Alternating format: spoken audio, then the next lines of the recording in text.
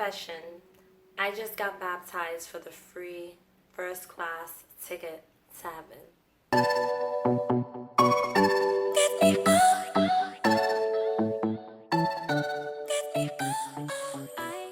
I am Tina Marie J. Welcome to this channel. Why I got baptized and left the ICOC. Are you freaking kidding me? You got baptized and you still left the ICOC? Were you not ready for the kingdom and the commitments? Yes, I am mocking.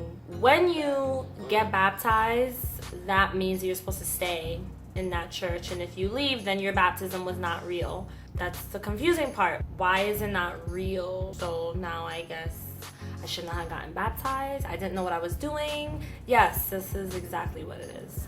I've had many people comment, but they're also lovely comments. I was not ready to get baptized. I should not have gotten baptized. I didn't know what I was doing.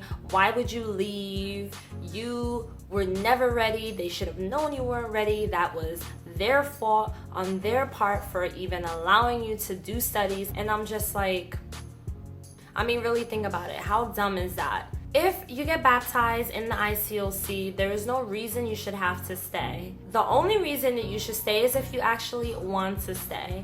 Baptism is not something that is only for that one particular church or that one particular group. Baptism is a personal choice and it's something that you do because you want to do it. Just like leaving a church is a personal choice and it's something that you do because you want to do it. When I got baptized, I can say I was 100% ready. I wanted to get baptized. I knew what the hell I was getting into. I just didn't know what the hell I was getting into with this crazy ass group. Yes, I said it, sorry. When I got baptized and I did my studies, I was aware of the scriptures. I read my Bible. I want to show God I'm committed and damn it, I want to get to heaven. I can say that was the only mistake that I may have made, thinking that I had to do this to get to heaven. Yes, in the Bible, they have parts where it says you gotta do this to get to heaven. Okay, whatever. But at the time, I did believe it. And I did believe I needed to do it to get into heaven, but I didn't believe that it was something that I solely had to do. I honestly have always thought getting baptized was a decision that you just have to make. If you never got baptized, but you still followed God and you were a good Christian, let's just say you get hit by the bus and you didn't get to get baptized that day, then God would be like, it's cool, I understand. You didn't get baptized, you died, but you know what, you lived for me, you're good to go, boom, let's go. But in the ICOC, that is not what they believe. They believe that even if you are on your way to your baptism and you get shot and killed, you will go to hell because you won't be allowed in heaven. That is one of the most ridiculously stupidest things I've ever heard. People do often assume that I didn't know what I was getting into.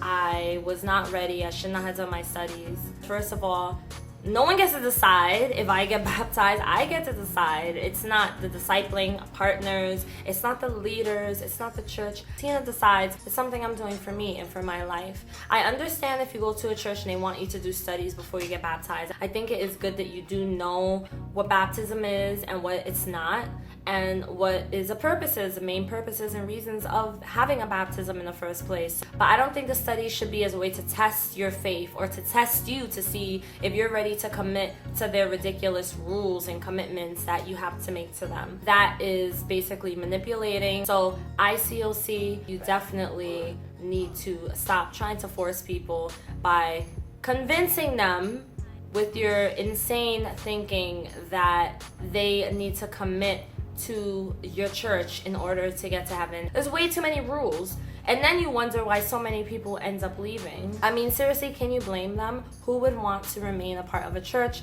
that has all these freaking rules? But on top of that, you want people to attend every single event, every single service, but then you say that perfection is not necessary, yet you ask for perfection in your own way. Make up your mind. Do you want members to be perfect? Because I would say that the ICOC definitely wants the members to be perfect.